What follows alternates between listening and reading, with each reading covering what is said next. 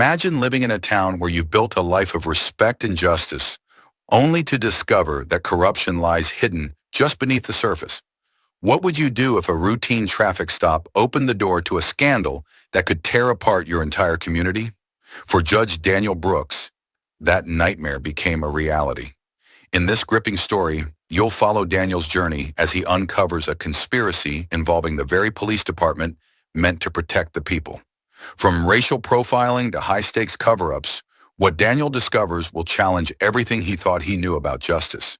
But exposing the truth comes at a cost: threats, betrayal, and a battle for the future of Winterdale itself. What will it take to bring those responsible to justice? And will Daniel and his allies survive the storm that's about to hit? Before we dive in, let us know in the comments where you're watching from and if you've ever witnessed injustice in your community. And don't forget to subscribe for more powerful stories that inspire change. Daniel Brooks pulled his Lexus into the wide boulevard leading to his home in Winterdale. The warm hum of the engine and the smooth jazz playing through the speakers created a bubble of comfort and peace, a stark contrast to the day he had just experienced in court. Today, like so many others, had been long and exhausting. Back-to-back hearings, heavy paperwork, and the unrelenting burden of making decisions that would alter the lives of the people who stood before him. As he turned into his neighborhood, Daniel felt a small wave of relaxation. This was the part of his day where he could decompress, a moment where he could pretend, just for a little while, that the weight of the world wasn't pressing on his shoulders. Winterdale was a quiet, affluent community. Tree-lined streets, expansive homes with manicured lawns, the kind of place where people walked their dogs in the evening and children rode their bikes in safety. Daniel had lived here for over a decade, ever since his career as a judge had taken off. He had worked hard to reach this level of success, and it showed in every corner of his life. He glanced at his rearview mirror, catching the last bit of sunlight peeking through the trees as the day began to wind down. He wasn't far from home now, just a few more turns, and then he could sit down with his wife, Charlotte, and enjoy the quiet evening they both looked forward to. But the sense of calm didn't last long. As Daniel turned onto a narrow, quiet street, flashing red and blue lights pierced the dusk. At first, he didn't register that the police cruiser was tailing him. His mind was too preoccupied with the events of the day. He slowed down, thinking perhaps the officer needed to get around him to respond to an emergency, but the cruiser stayed firmly behind him. His stomach clenched. He glanced at his speedometer. He wasn't speeding. In fact, he was well below the limit. Confusion swept over him. He slowed the car and pulled over to the side of the road, his heartbeat quickening. His fingers gripped the steering wheel as he watched the police car roll to a stop behind him, its lights still flashing in the fading light. Daniel's first thought was that there had been some kind of mistake. Maybe the officer didn't realize who he was. Judge Daniel Brooks, a man who had worked in this very community for years. A respected figure, a public servant. But as he watched the officer step out of the car, something inside him shifted. The officer, a tall, broad-shouldered woman, walked with purpose, her hand resting on the gun holstered at her side. Her face was unreadable, her body language stiff, and Daniel's chest tightened. She approached his car window, and Daniel forced himself to breathe, keeping his movements slow and deliberate as he rolled the window down. "License and registration," she barked, not even offering a greeting. Daniel stared at her for a moment, stunned by the harshness of her tone.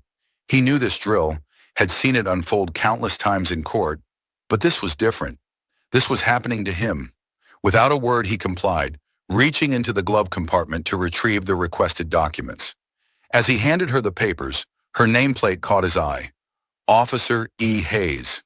She snatched the documents from him without making eye contact, her eyes scanning the paperwork with a sharp, scrutinizing intensity. Then, without warning, she stiffened, her gaze moving from the documents to Daniel's face, narrowing with suspicion. "Step out of the car," she ordered, her voice suddenly harder. Daniel blinked, unsure of what he had just heard.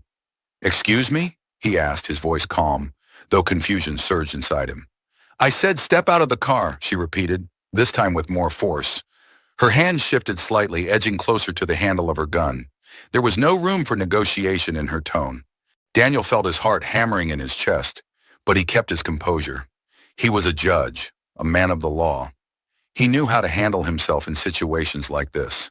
But something about Officer Hayes' demeanor sent a cold wave of unease through him. This wasn't just a routine traffic stop. "Ma'am, I think there's been a misunderstanding," Daniel said, his voice controlled but firm. "I'm Judge Daniel Brooks. I live just down the street, and this is my car. I'm not sure what the problem is, but if you run the plates, you'll see that everything's in order." Officer Hayes' expression didn't soften. If anything, her jaw tightened, and her posture became more rigid. "Step outside now," she commanded, her hand still resting on the gun. Daniel's mind raced. He had done nothing wrong, nothing to warrant this kind of treatment, but he knew better than to argue. He knew how situations like this could escalate, especially when race was involved. He had seen it too many times in his courtroom, and he wasn't about to make things worse for himself. With a deep breath, Daniel unbuckled his seatbelt and slowly opened the door, stepping out of the car. His hands were steady, but inside a storm of frustration and disbelief swirled. He was a respected judge, a pillar of this community, and yet here he was, being treated like a criminal in his own neighborhood. Officer Hayes circled him slowly, her eyes scanning him with the same suspicion she had shown when looking at his documents. "Put your hands on the hood of the car," she ordered. Daniel hesitated, his jaw tightening. "This is unnecessary," he said, his voice low but firm. "I haven't done anything wrong." "You're going to do as I say, or we're going to have a problem," Officer Hayes snapped, her voice cold and unyielding. The humiliation hit him like a slap to the face. He could feel the eyes of his neighbors on him, watching from behind their curtains. His dignity, his hard-earned respect. It was all being stripped away in this moment, but he knew he had no choice. Without another word, Daniel turned and placed his hands on the hood of his car. The metal was cool beneath his palms, but it did nothing to ease the fire burning inside him. He had spent his entire life working to rise above moments like these, to prove that he was more than the stereotypes that society often imposed on black men. And yet here he was, reduced to nothing more than a suspect in front of the very people who were supposed to know him as a respected member of the community. Officer Hayes patted him down roughly, her movements brusque and devoid of any respect. "We've had reports of a vehicle like this being stolen last week," she said, her tone accusatory. "This is my car," Daniel replied through gritted teeth. "I bought it from the dealership just a few days ago. If you run the plates, it will come back clean." But she wasn't listening. She didn't care. Her mind was already made up. "Hands on the hood," she repeated, stepping toward him with the clear intent to cuff him. Daniel's patience finally snapped. He turned his head slightly, keeping his voice controlled, though anger simmered beneath the surface. "Officer Hayes, I suggest you call your superior before you make a decision you'll regret." For a moment, there was a flicker of uncertainty in her eyes. It was brief, but Daniel saw it. She hesitated, her hand hovering above her cuffs, before finally reaching for her radio. "I'm going to need a supervisor out here," she muttered into the radio, her gaze still locked on Daniel. Minutes passed, each one feeling like an eternity. Daniel stood there, his hands still on the hood, his neighbors still watching from the safety of their homes. The humiliation was unbearable, but he forced himself to remain calm. He wasn't going to give her the satisfaction of seeing him lose control. Finally, the crackle of the radio broke the tense silence, and a voice came through. "Hayes, stand down immediately. Judge Brooks is a respected member of the community. I'm on my way." Relief flooded through Daniel, but it was short-lived. The damage had already been done. His dignity had been shattered, and no amount of apologies could erase the humiliation he had just endured. Officer Hayes' face flushed with embarrassment as she lowered her radio. She muttered something under her breath, an apology perhaps, but Daniel barely heard it. His mind was already racing, trying to process what had just happened. She stood awkwardly for a moment before muttering, "Sorry, Your Honor. There seems to have been a misunderstanding." Daniel adjusted his jacket, his composure regained, though the anger still simmered beneath the surface. He glanced at her, his voice calm but firm. "A misunderstanding, officer? That's what we're calling racial profiling now?" Daniel drove home in silence, his grip tight on the steering wheel, his mind a blur of anger, humiliation, and disbelief. The same streets that had once felt like a safe haven now felt hostile, as if the shadows of the trees were hiding the eyes of people who had seen him reduced to a suspect in his own neighborhood. When he finally pulled into his driveway, the house was dark. Charlotte must have already gone to bed. He sat in the car for a long moment, staring at the front door, unable to bring himself to move. The weight of the night's events pressed down on him, heavy and suffocating. It wasn't just about what had happened. It was about what it represented. It didn't matter that he was a judge, that he had spent years building a career based on justice and fairness. In that moment, in Officer Hayes's eyes, he had been nothing more than a black man driving a nice car in the wrong neighborhood. Daniel's chest tightened with a mix of anger and sadness. He had worked so hard to reach this point in his life, to be seen as more than the stereotypes that followed people like him. But all it had taken was one officer's snap judgment to strip him of the respect he had earned. Finally, with a heavy sigh, Daniel turned off the car and stepped out. He walked slowly toward the front door, the cool night air doing nothing to calm the storm inside him. When he entered the house, he found Charlotte sitting at the kitchen table, her face illuminated by the soft glow of her phone. She looked up as he walked in, concern immediately filling her eyes. "Daniel," she said softly, standing and moving toward him. "You're home late. What happened?" Daniel hesitated, unsure of how to explain the humiliation he had just endured. But as he looked into Charlotte's eyes, he realized he didn't need to explain. She already knew. He sank into a chair at the table, his head in his hands. "I was pulled over," he said finally, his voice barely above a whisper. "For speeding?" Charlotte asked, her brow furrowing in confusion. "No," Daniel replied, his voice tight. "For driving my own car." Charlotte stared at him, the confusion slowly giving way to anger. "What? Here? In Winterdale?" Daniel nodded, his jaw clenched. "Officer Hayes. She thought I'd stolen the car.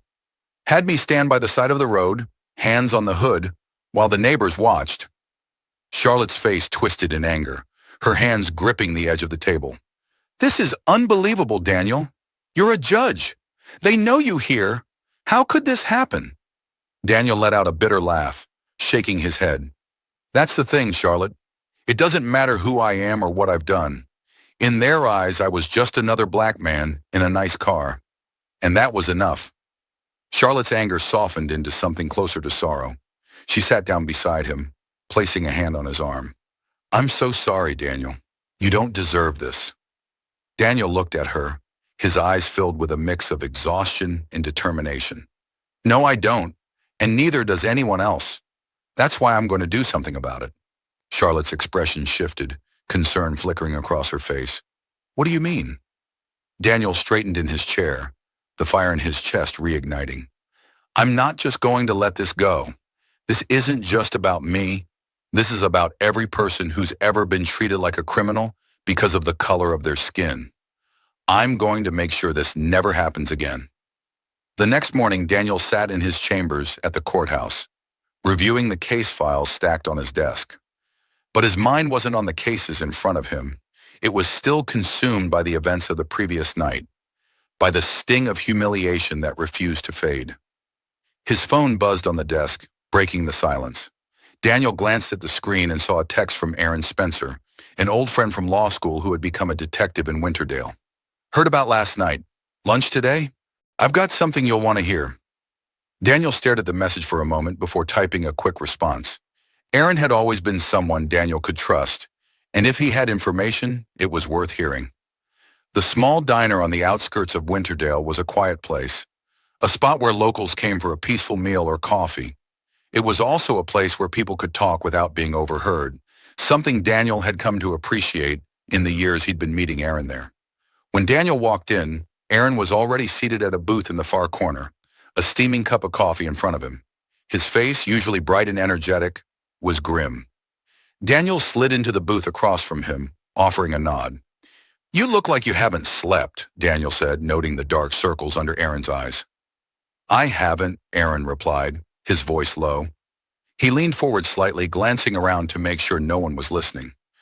"There's something going on, Daniel, something big.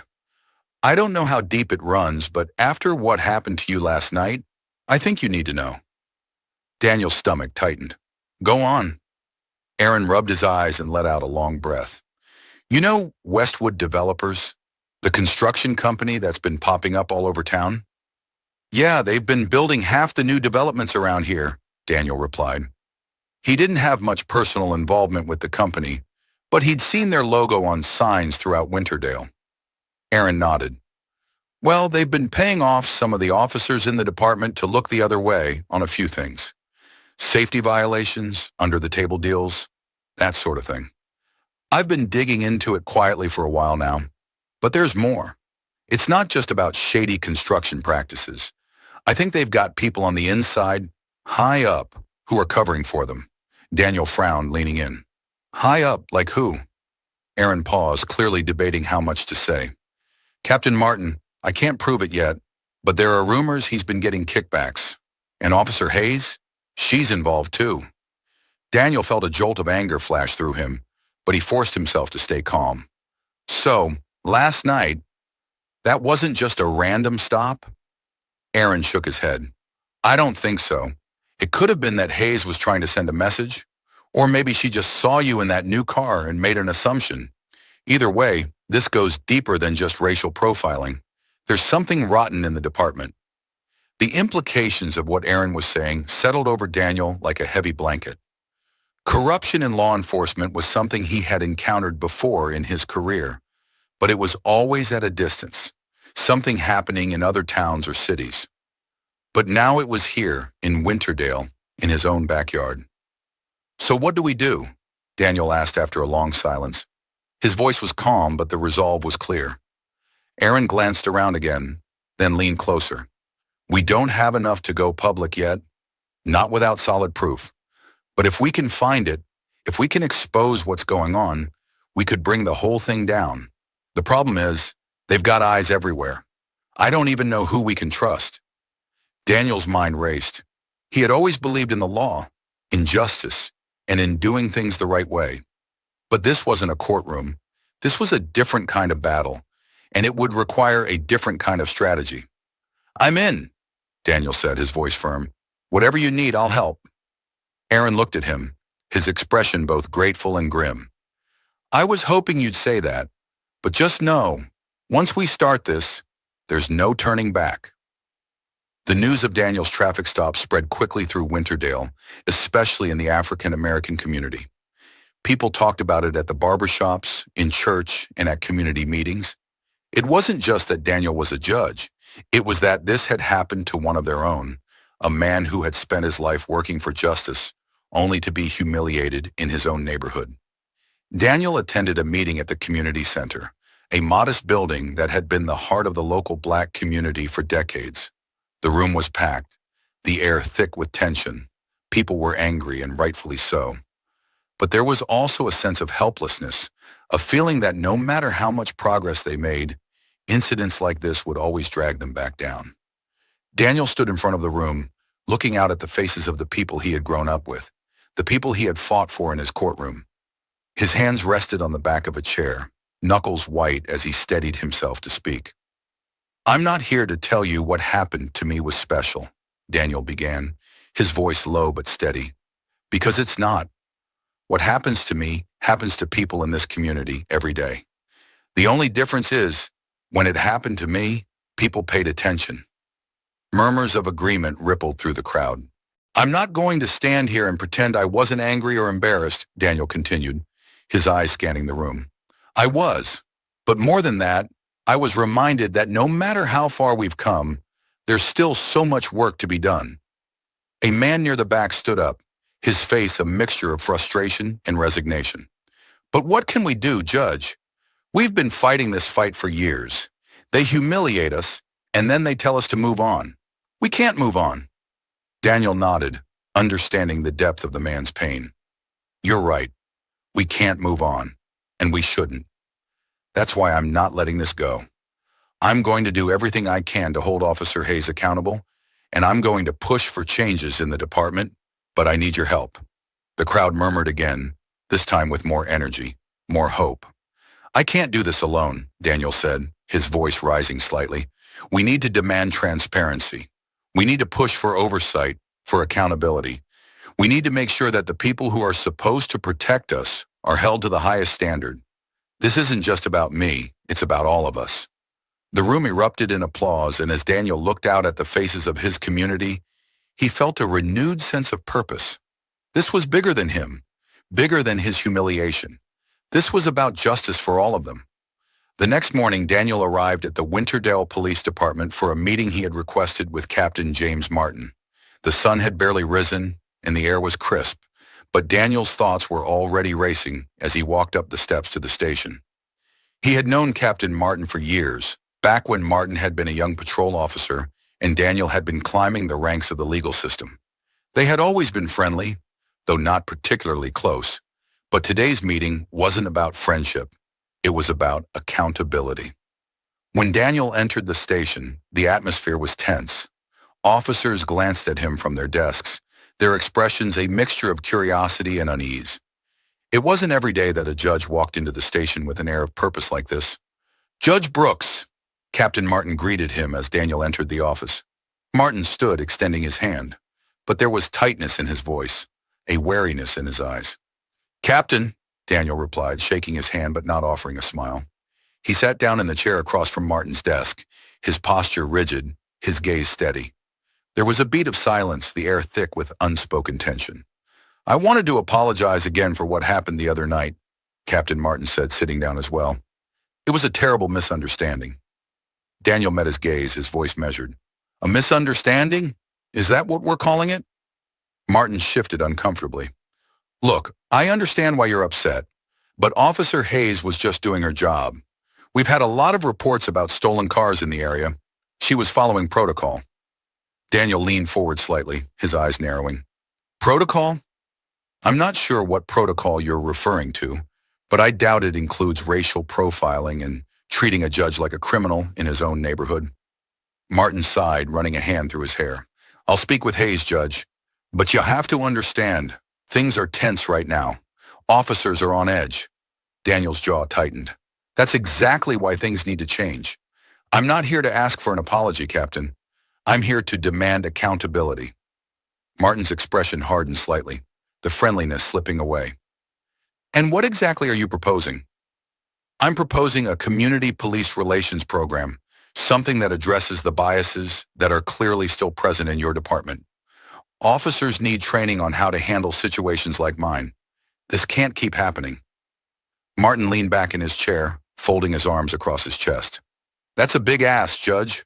We don't have the resources for that kind of program." Daniel's eyes flashed. "Then you find the resources, because if you don't, this won't be the last time you hear from me. I've got the community behind me, and we're not going to let this go." There was a long silence as the two men stared each other down. Finally, Captain Martin nodded, though his expression was still guarded. "I'll see what I can do." Daniel stood, his voice calm but firm. "Make sure you do, Captain, because I'm not backing down." Daniel left the police station feeling both satisfied and frustrated. Captain Martin's reluctance to commit to any real change was troubling, but at least the conversation had been started. But something about Martin's demeanor nagged at Daniel, a feeling he couldn't quite shake. That evening, Daniel sat at his kitchen table, poring over notes from his conversation with Aaron. He couldn't stop thinking about the possibility that the corruption in the department went deeper than anyone realized. If Captain Martin was involved, then who else? As he sifted through the information, a knock at the door startled him. Charlotte walked into the kitchen, her expression concerned. "There's someone here to see you," she said, her voice low. Daniel stood and walked to the front door, his heart racing. When he opened it, he found Aaron standing on the porch, his face pale. "We need to talk," Aaron said, glancing over his shoulder. "I found something big." Aaron paced back and forth on the porch, the weight of the information he carried visible in the tense lines of his face. He glanced over his shoulder nervously, as if expecting someone to be watching. "Come inside," Daniel urged, stepping back to let Aaron in. The cold air of the night seeped into the house as Aaron walked in, shaking off the chill. Charlotte lingered in the kitchen, watching with concern but giving the two men space. Aaron dropped into a chair, his hands trembling slightly as he pulled a folder from his jacket. "I didn't want to bring this here, but we're running out of time. The deeper I dig, the more dangerous this gets. Daniel sat across from him, his eyes fixed on the folder. What do you have? Aaron took a deep breath, flipping the folder open. Inside were pages of financial records, emails, and official documents, evidence linking Westwood developers directly to several high-ranking officers in the Winterdale Police Department. There were bank transactions showing payments funneled from the company to officers, reports of safety violations swept under the rug, and emails confirming bribery. I've been working on this for months, Aaron said, his voice low. Westwood Developers has been paying off officers to ignore their violations. They've cut corners on building permits, safety inspections. They're endangering people's lives just to save a few bucks. And the people covering for them? Captain Martin and a handful of his closest men. Daniel's chest tightened as he skimmed the documents. This wasn't just about the traffic stop anymore. This was a full-blown conspiracy, one that reached deep into the very heart of Winterdale's law enforcement. This goes all the way to Captain Martin? Daniel asked, his voice sharp with disbelief. Aaron nodded. He's been getting kickbacks for years, and it's not just him. There are a few others. People I've been keeping tabs on. Officer Hayes is involved too. She's been getting small payments here and there. Nothing as big as Martin, but enough to keep her loyal. Daniel sat back, trying to process what he was seeing. This was the kind of corruption he had read about in other cities, in other states. But never here, in Winterdale, where he had built his life and career. It felt surreal, like a bad dream he couldn't wake up from. Why hasn't anyone caught this before? Daniel asked, his voice barely above a whisper. Aaron's expression darkened. Because no one's been looking, or at least no one with enough power to make a difference. Every time someone gets close, the evidence disappears. Complaints get buried. It's all carefully controlled. But they slipped up this time. They didn't count on you being pulled over, and they didn't think I'd dig this deep. Daniel's mind raced. He had spent years believing in the justice system, trusting that the law would prevail. But now, as he stared at the pages in front of him, he realized just how fragile that trust was. So what do we do? Daniel asked, his voice steady despite the storm brewing inside him. Aaron looked up at him, his eyes hard. We bring them down. But we need more. This, he gestured to the folder, is enough to start the conversation, but we need something bigger, something undeniable. If we go public with this, they'll try to discredit us. We need to hit them where it hurts. Daniel nodded slowly, his mind already working through the possibilities. We'll need someone on the inside, someone who can confirm everything, and we'll need the media. Aaron grimaced. That's the dangerous part. Once this gets out, they'll come after us. They'll protect themselves at all costs. Daniel met his gaze, the fire of determination burning in his chest. Let them try. The next day, Daniel sat in his chambers, the weight of the previous night's revelations pressing down on him. He knew they were running out of time.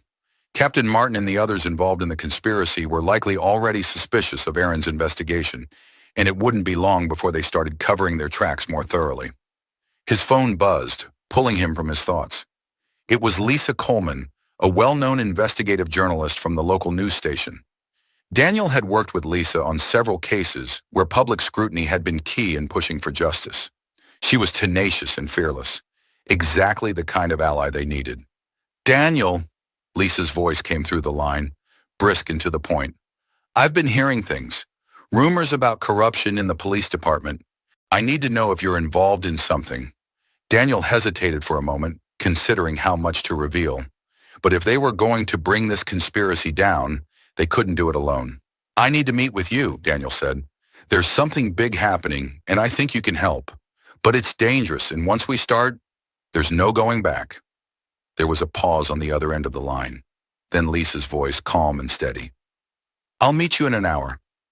An hour later, Daniel and Lisa sat in a small, dimly lit cafe on the edge of town. Lisa had brought her laptop, ready to take notes, her sharp eyes focused on Daniel. Tell me everything, Lisa said, her fingers hovering over the keyboard. Daniel took a deep breath and began explaining everything.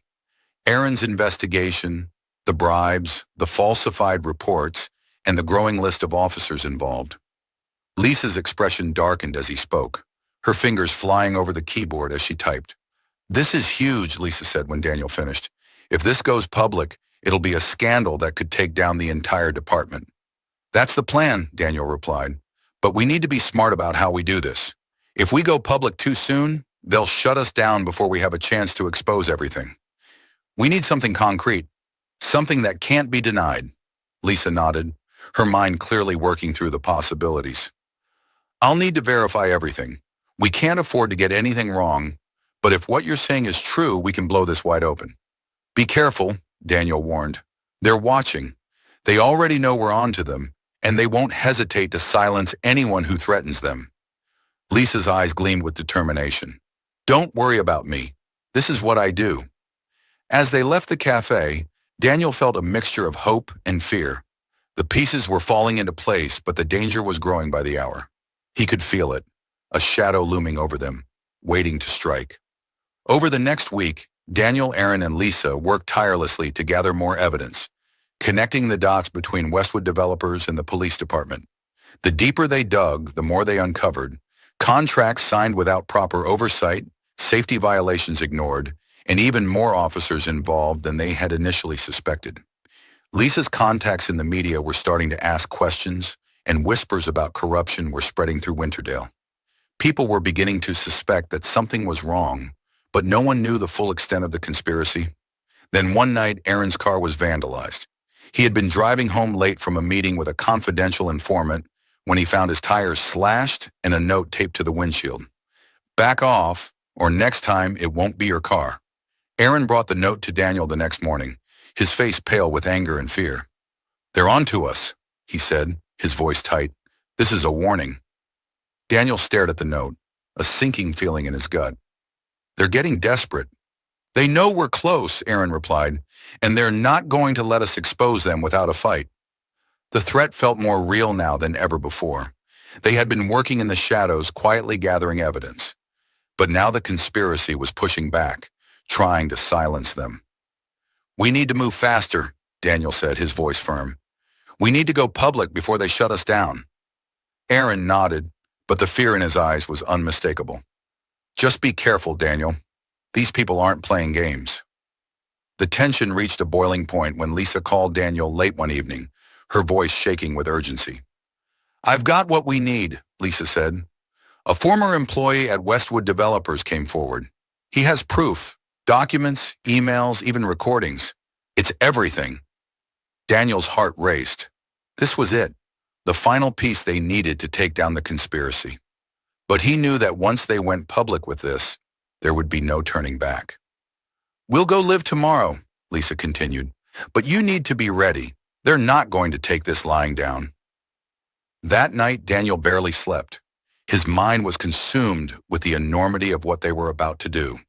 This wasn't just about his traffic stop anymore. It was about exposing a system of corruption that had been operating in Winterdale for years. The next day, as Daniel sat in his living room with Charlotte by his side, the television flickered to life. Lisa stood in front of the camera, her face serious as she began the broadcast. Tonight, we bring you an exclusive investigation into corruption within the Winterdale Police Department and its connection to a local construction company, Westwood Developers. What we've uncovered will shock you. For the next hour, Lisa laid out the entire conspiracy, piece by piece. She showed the documents, played the recordings, and exposed the network of officers who had been taking bribes. Captain Martin's name was front and center, along with several other high-ranking officials. By the time the broadcast ended, Winterdale was in an uproar. Social media exploded, and people began gathering outside the police station, demanding accountability. But as Daniel sat in his living room, his phone buzzed with a new message. You've made a mistake. Now it's personal. The fallout from the broadcast was immediate and intense. Protests erupted outside the police station and City Hall, with citizens demanding resignations and arrests. The community was outraged, and the media swarmed Winterdale, eager to cover the scandal. But with the victory came a deep sense of dread. The message on Daniel's phone haunted him, a reminder that they were far from safe. Whoever had sent the message wasn't just angry. They were coming for him, Aaron and Lisa. Aaron went into hiding, staying in a motel outside of town, too afraid to return home. Lisa received threatening phone calls at the station, her every move shadowed by the fear of retaliation. And then, one night, Daniel's home was vandalized. Charlotte had gone to bed early, and Daniel had stayed up late, reviewing new case files. A loud crash outside startled him, and when he rushed to the front door, he found the windows of his car smashed in, a brick lying on the front lawn. On the brick, there was a note: "This is just the beginning." The shattered glass crunched under Daniel's shoes as he stared at the destruction in front of his house. The cold night air seemed sharper, more menacing, as it whistled through the broken windows of his car. Charlotte, woken by the noise, stood in the doorway behind him, her face pale with fear. "Daniel!" Her voice trembled. Daniel turned to her, his heart heavy. "It's okay, go back inside. I'll call the police." But even as he said it, he knew it wouldn't be that simple. Calling the police meant involving the very department he was working to expose. There were officers he couldn't trust, men like Captain Martin who had been complicit in the corruption. He couldn't be sure that they wouldn't just make things worse. Instead, he called Aaron. "They've hit my house," Daniel said the moment Aaron answered the phone. His voice was tight with controlled anger, but the fear lurked just beneath the surface. Aaron's voice was strained. "You too? I've been getting more threats since the broadcast. I'm not staying in one place for long." Daniel clenched his jaw. The situation was escalating fast. "We need to meet. I think we're all in danger." There was a pause before Aaron spoke again. "I'll meet you at the safe house. I'll send you the location, somewhere outside town where we can talk." "Be careful," Daniel said before hanging up. Turning back to Charlotte, Daniel could see the worry etched across her face. She knew what this meant, what was at stake. "You have to leave Winterdale for a while," he said, his voice firm. "It's not safe here, and I need to know you're okay." Charlotte stepped toward him, her hands trembling slightly as she reached for his arm. "What about you? What are you going to do?" "I have to finish this," Daniel replied, his voice unwavering. "I can't let them win, but I can't do that if I'm constantly worried about you." For a moment, Charlotte's gaze held his, and then she nodded. "Okay, I'll stay with my sister in Detroit, but promise me, Daniel. Promise me you'll be careful." Daniel pulled her into a tight embrace, his heart heavy with the knowledge of what he was asking her to do. "I promise." The safe house was a small, run-down cabin on the outskirts of a neighboring town. It was far enough from Winterdale that Aaron felt relatively safe, but close enough for them to keep their eyes on the unfolding chaos back home. The cabin had been used by police informants and witnesses in high-stakes cases, somewhere people went when they needed to disappear for a while. When Daniel arrived, Aaron and Lisa were already there, seated at a small table near the window. The cabin was sparsely furnished with only the essentials: a couple of chairs, a couch, and a table cluttered with documents and laptops. Aaron stood as Daniel entered, his expression grim. "We need to talk." Daniel took a seat, glancing at Lisa. She looked just as worn as Aaron, dark circles under her eyes from sleepless nights. "What's the latest?" Lisa cleared her throat, her fingers resting on the edge of her laptop. "The fallout from the broadcast has been massive. The community is outraged and the media is all over this. But that also means the people we're after are becoming more desperate. Captain Martin's been placed on administrative leave, but I've heard whispers that he's planning to fight back." Aaron sat down beside her, running a hand through his hair. "It's not just Martin. There are others, more people in the department who are afraid this is going to lead them back, and they're not going to go down quietly." Daniel let out a long breath, his mind racing. "We have the public's attention now, but that won't be enough. If they retaliate, they could destroy us before we can gather more evidence. We need something bigger, something that forces the state to intervene." Lisa leaned forward, her eyes sharp with determination. "That's why I've been looking into Westwood Developers' financials. There's a connection between the company and several prominent figures in the state government. If we can prove that the corruption isn't just limited to Winterdale, that it reaches higher up, we'll have the leverage we need." Aaron nodded in agreement. "I've also been hearing rumors about a network of officers across different departments. It's not just Winterdale. This goes further than we thought." Daniel's chest tightened. The scope of the conspiracy was growing by the day, and with it, the danger. "Then we need to find proof. We can't stop until we have enough to take this to the Attorney General." Lisa tapped the keys of her laptop, pulling up a set of documents. I've been cross-referencing bank transactions, construction permits, and safety inspection reports. There are patterns here. Payments to key people in the department, all tied back to Westwood. She turned the laptop toward Daniel, showing him a chart of transactions and email records. This is the smoking gun. If we can get someone to testify, someone on the inside, we can take this to the next level. Daniel studied the documents, his mind racing. Who do we know that would be willing to talk? Aaron glanced out the window, his expression dark. There's someone, but it's risky. One of the lower-ranking officers, Officer Emily Hayes. She's been involved in this from the beginning, but she's not as deep into it as the others. She might be willing to cooperate if we offer her a way out. Daniel hesitated. Officer Hayes was the one who had racially profiled him, who had started this whole nightmare with that traffic stop.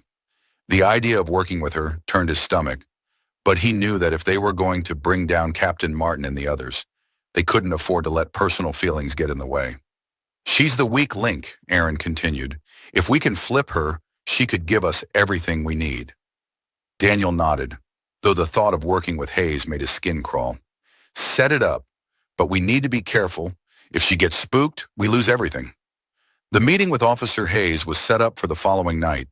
It was to take place in a discreet location, a storage facility on the edge of town, somewhere quiet enough that they wouldn't be overheard. Aaron had been in contact with her, and while she had been hesitant at first, she eventually agreed to meet. When Daniel and Aaron arrived at the storage facility, Hayes was already there, standing nervously near a row of metal doors. Her posture was rigid, her face pale under the harsh glow of the overhead lights. She looked around anxiously, her hands fidgeting at her sides. Daniel's heart tightened as he approached her. He hadn't seen her since the night she had humiliated him on the side of the road, and the memory still stung. But this wasn't about him. It was about justice. "You're late," Hayes said, her voice sharp, though there was a quiver in it. "We had to make sure we weren't followed," Aaron replied, his tone calm but firm. Hayes glanced around again, her eyes darting nervously to the shadows. "This better be worth it. If Martin finds out I'm talking to you, I'm dead." Daniel stepped forward, his voice steady. "We can protect you, but only if you're honest with us. We need everything, every name, every detail." Hayes hesitated, biting her lip. For a moment, Daniel wasn't sure if she was going to talk. But then, with a deep breath, she nodded. "I didn't know how deep it went at first," she began, her voice shaky. "When Martin brought me in, he said it was just a little extra cash. Westwood needed a few favors, and all I had to do was look the other way. But then it got bigger, more money, more cover-ups, and before I knew it, I was in too deep." Aaron exchanged a glance with Daniel, his face hardening. "How many others are involved?" Hayes shifted uncomfortably. "At least 5, maybe more. Martin's been using his position to shield them. Whenever someone gets close to exposing what's going on, the complaints disappear. And it's not just the department. There are people in City Hall who've been getting paid off too." Daniel felt a wave of disgust. The corruption was worse than they had imagined, spreading like a disease through every level of power in Winterdale. But now they had what they needed, an insider who could give them the evidence to bring it all crashing down. "You need to testify," Daniel said, his voice firm. "We'll protect you, but you have to go public with this." Hayes' face drained of color. "Testify? No, I can't. They'll kill me. You don't understand what they're capable of." "We'll protect you," Aaron said, "but we need your testimony. It's the only way." Hayes hesitated, her hands trembling. "I'll think about it," she whispered before turning and walking away into the shadows. The tension in Winterdale was palpable. The streets were filled with protesters demanding justice, and the local media was in a frenzy, reporting every development in the unfolding scandal. The fallout from Lisa's broadcast had shaken the town to its core, but the most dangerous players in the conspiracy had yet to be taken down. As Daniel and Aaron worked to finalize the case against Captain Martin and his co-conspirators, they knew that the clock was ticking. They were running out of time, and the threats against them were growing more frequent and more personal. Late one night, Daniel received a call from Aaron. His voice was tense, almost frantic. "They found out about Hayes," Aaron said. His words rushed. She's missing. Daniel's heart sank. What do you mean missing? I tried calling her, went by her apartment. Nothing. She's gone. And I think Martin got to her first. Panic surged through Daniel as he paced the floor of his living room. If Hayes had been silenced, their last chance at bringing down the conspiracy might have slipped through their fingers. We need to find her, Daniel said, his voice tight. If they've got her, we're all in danger. The tension in the air was thick as Daniel, Aaron, and Lisa gathered at the safe house once more. The atmosphere had shifted dramatically since they had last been there. What had once been a safe haven now felt like a last stand. Daniel's phone buzzed, and when he looked at the screen, his stomach turned. It was a message from an unknown number. If you want to see her alive, meet us at the warehouse on 5th Street, alone. They've got Hayes, Daniel said, showing the message to Aaron and Lisa. Aaron swore under his breath, pacing the room. It's a trap. Daniel nodded, his mind racing. I know, but if there's any chance we can get her out, we have to take it. Lisa's face was grim as she stood by the window, watching the fading light outside. What are we going to do? Daniel straightened, determination hardening in his chest. We're going to end this. The old warehouse on 5th Street was a crumbling, dilapidated structure on the outskirts of town. It had been abandoned for years, a place where shady deals and dangerous meetings took place far from the prying eyes of the public. As Daniel pulled up, the sinking feeling in his stomach deepened. This was a trap. He knew it, but there was no turning back now. He parked the car and stepped out into the cool night air, scanning the shadows for any sign of movement. The warehouse loomed in front of him, its windows dark and empty, the silence oppressive. Suddenly, the sound of footsteps echoed from inside, and Daniel tensed. He walked cautiously toward the entrance, his heart pounding in his chest. Inside, the warehouse was dark, except for a single hanging light that illuminated a small area in the center of the room. There, standing with her hands tied behind her back, was Officer Hayes. Her face was bruised, her clothes dirty, but she was alive. Before Daniel could move toward her, the sound of footsteps approached from behind. He turned to see Captain Martin and 2 other officers step out of the shadows, their faces cold and menacing. You should have stayed out of this, Brooks, Martin said, his voice low and dangerous. But now you've made it personal. Daniel's jaw tightened, his mind racing for a way out. Let her go, Martin chuckled, shaking his head. You're in no position to make demands.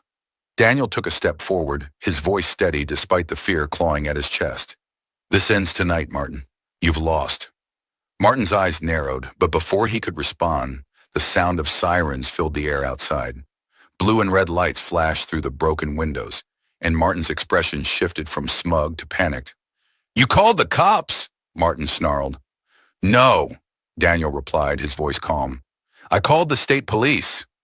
The warehouse doors burst open, and officers from the state police swarmed in, their guns drawn. Martin and his men tried to flee, but it was too late. Within moments, they were surrounded, their weapons confiscated, and they were placed in handcuffs.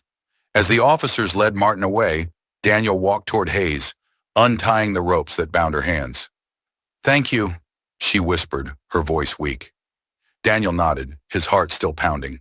It's over. The arrest of Captain Martin and his co-conspirators sent shockwaves through Winterdale. The scandal that had rocked the town for weeks had finally reached its climax, and the fallout was swift and brutal.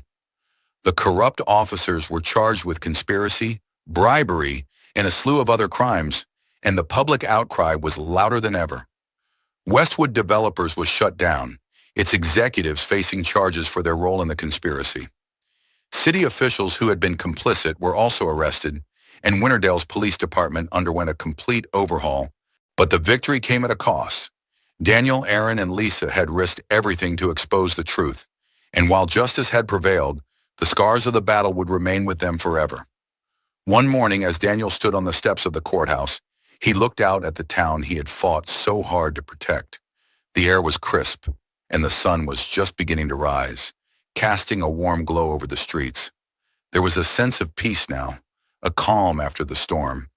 But Daniel knew that the fight for justice was never truly over. As Charlotte joined him, slipping her hand into his, Daniel took a deep breath. How do you feel? She asked softly. Daniel smiled, though the weight of everything they had been through still lingered. Like we're just getting started. They stood in silence for a moment, the weight of the past months hanging between them. But there was also hope now, a belief that, despite everything, justice had been served. And for Daniel, that was all that mattered. Winterdale was a town in recovery, but the wounds from the recent scandal still ran deep. The arrests of Captain Martin and the officers involved in the conspiracy had shaken the town to its core, and now, weeks later, the streets were quieter, the usual buzz of daily life replaced with an uneasy calm. Daniel Brooks stood in the center of town one afternoon, watching as people moved about their day, their faces etched with tension.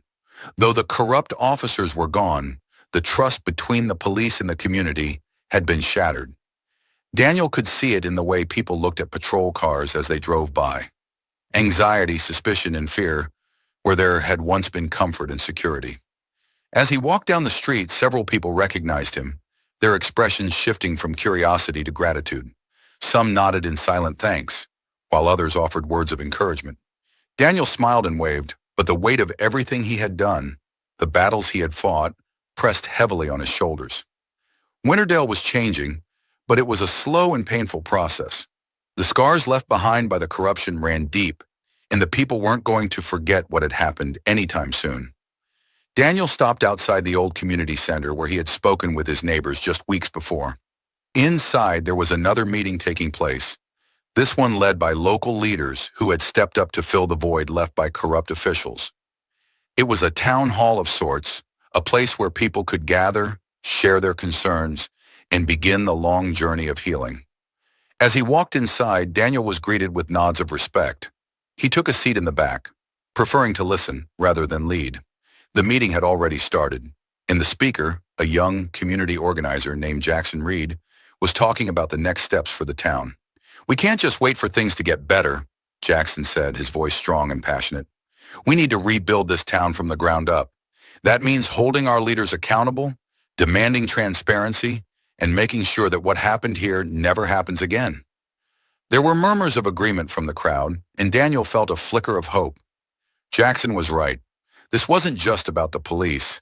It was about the entire system that had allowed corruption to fester in the first place.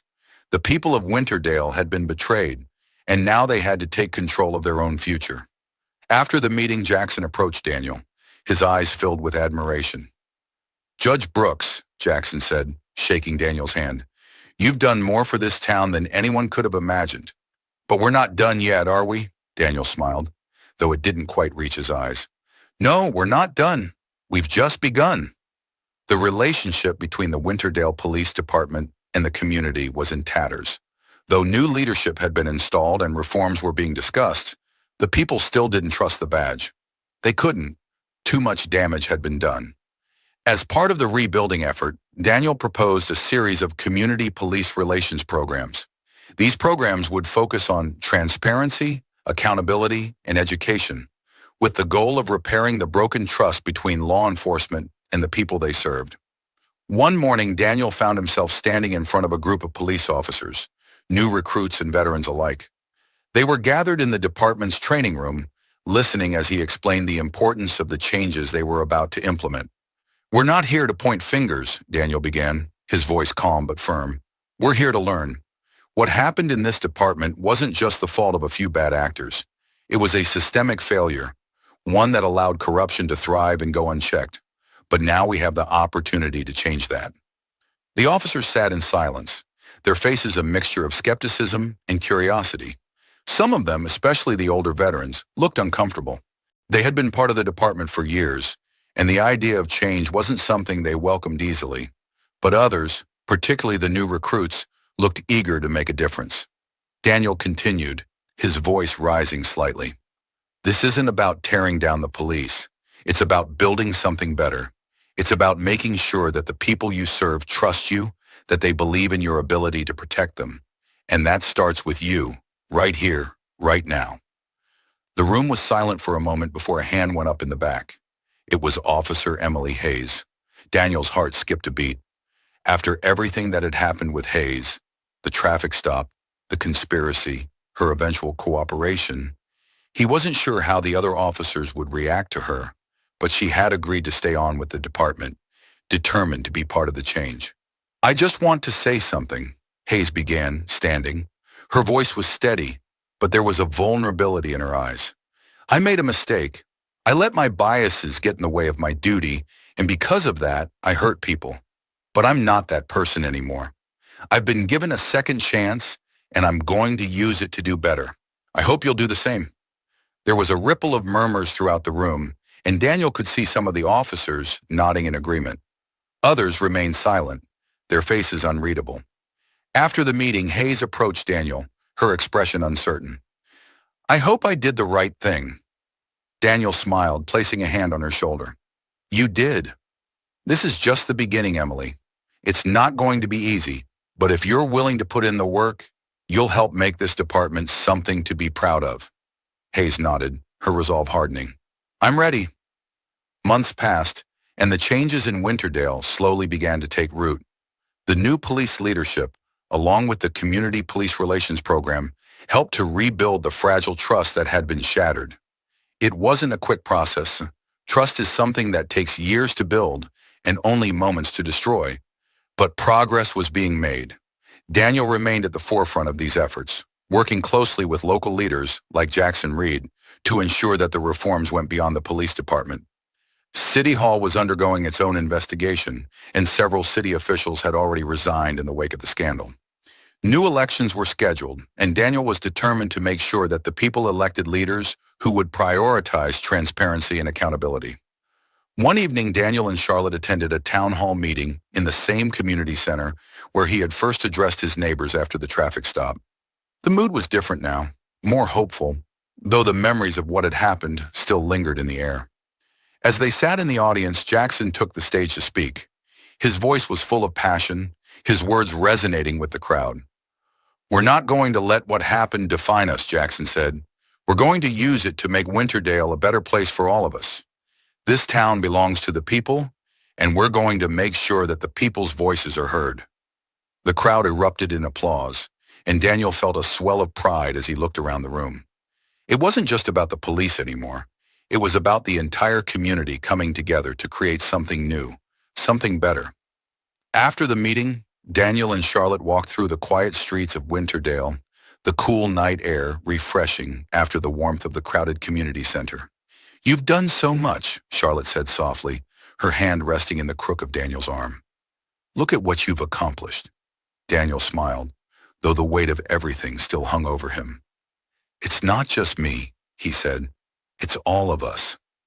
Charlotte looked up at him, her eyes filled with pride. Still, I don't think Winterdale would have made it through this without you. Daniel stopped walking, turning to face her. I don't know about that, but I do know that I couldn't have made it through without you. Charlotte smiled, leaning into him. They stood in silence for a moment, watching the stars twinkle in the night sky. It was a new beginning for Winterdale, but Daniel knew that the road ahead would still be difficult. The fight for justice was never truly over. There were always new challenges, new battles to be fought. But for the first time in a long while, he felt hopeful.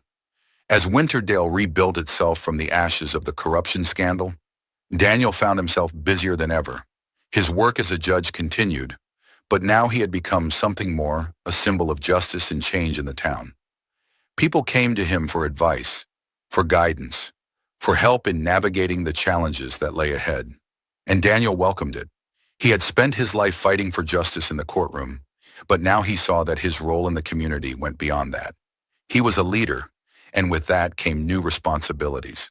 One day, as Daniel sat in his chambers reviewing case files, his phone buzzed with a text message from Jackson Reed. We've got a new problem. Meet me at the community center as soon as possible. Daniel frowned, his heart skipping a beat. He grabbed his jacket and left the courthouse, his mind racing. What could it be now? Had more corruption surfaced? Was there a new threat to the reforms they had worked so hard to implement? When Daniel arrived at the community center, Jackson was waiting for him outside, his expression grim. What's going on? Daniel asked. Jackson handed him a flyer, and Daniel's stomach sank as he read it. Stop the reforms. Vote no on the new police policies. Take back our town. The flyer was part of a campaign by a group of people in town who had opposed the changes Daniel and Jackson had been pushing for. They were calling for a rollback of the new police policies, arguing that the reforms were too drastic and were hurting the department's ability to do its job. "This group is gaining support," Jackson said, his voice tense. "They're trying to undo everything we've worked for." Daniel's jaw tightened. He had known there would be resistance, but seeing it in front of him like this made the fight feel all the more real. "We can't let this happen," Daniel said, his voice hard with determination. "We've come too far to go back now." Jackson nodded. "We're organizing a rally. We need to show the town that the reforms are working, that we're better off now than we were before. But it's going to be a battle." Daniel folded the flyer, slipping it into his pocket. "Then we'll fight." The rally took place the following weekend in the town square. Hundreds of people gathered, carrying signs that read, "Protect the reforms and justice for all." The air was filled with a sense of urgency, the knowledge that the battle for Winterdale's future was far from over. Daniel stood with Jackson in front of the crowd, watching as people chanted and waved their signs. The opposition group had shown up as well, standing on the other side of the square with their own signs calling for a return to law and order and the removal of the reforms. It was a tense atmosphere, and Daniel knew that things could escalate quickly if they weren't careful. When it was time for the speeches, Jackson stepped up to the microphone first, his voice strong as he addressed the crowd. "We're here today because we believe in a better future for Winterdale," Jackson said. "A future where the police are accountable, where corruption has no place, and where the people's voices are heard. We've come too far to let a small group of people take us backward." The crowd erupted in applause, and Daniel could feel the energy building. When it was his turn to speak, he stepped up to the microphone, his heart pounding. "I'm not here as a judge today," Daniel began, his voice steady but passionate. "I'm here as a member of this community, a community that has been through hell and back, but that has come out stronger on the other side." He paused, scanning the crowd. "We've made progress, real progress. But now there are people who want to undo that, people who want to go back to the way things were. But we can't let that happen." The crowd cheered, and Daniel felt a surge of determination. "This isn't just about the police," he continued. "This is about all of us. It's about building a town where everyone is treated fairly, where everyone has a voice, and where justice isn't just a word, it's a reality." The crowd roared in agreement, and Daniel smiled, feeling the power of the moment. "We stand together," Daniel said, his voice rising, "and together we will make sure that Winterdale moves forward, not backward. This is our town, and we won't let anyone take it from us." The rally ended with chants of unity, the crowd dispersing peacefully. As Daniel stood with Jackson, watching the people leave, he felt a sense of hope wash over him. The fight was far from over, but they weren't alone. They had the support of the people, and with that, they could weather whatever challenges lay ahead. Months turned into years, and Winterdale slowly transformed into a town defined by its resilience and commitment to justice. The reforms Daniel and Jackson had fought for remained in place, and the community continued to rebuild its trust in law enforcement and local government. The opposition never fully disappeared, but they were no longer a threat. The town had spoken, and they had chosen progress over fear. Daniel continued his work as a judge, but he had become more than that. He was a leader, a mentor, and a symbol of what one person could do when they refused to back down in the face of injustice. One afternoon, as Daniel sat in his chambers reviewing a new case, a knock at the door interrupted him. He looked up to see Jackson standing in the doorway, a smile on his face. "We did it," Jackson said, his voice filled with pride. Daniel smiled, leaning back in his chair. "Yeah, we did." But even as they celebrated their victories, Daniel knew that the fight for justice was never truly over. There will always be new challenges, new battles to fight. But for now, Winterdale was a better place than it had been, and that was enough. For now. If you enjoyed this story and want to hear more inspiring stories of justice, resilience, and hope, don't forget to subscribe to our channel. Click the subscribe button below and stay tuned for more content that makes a difference.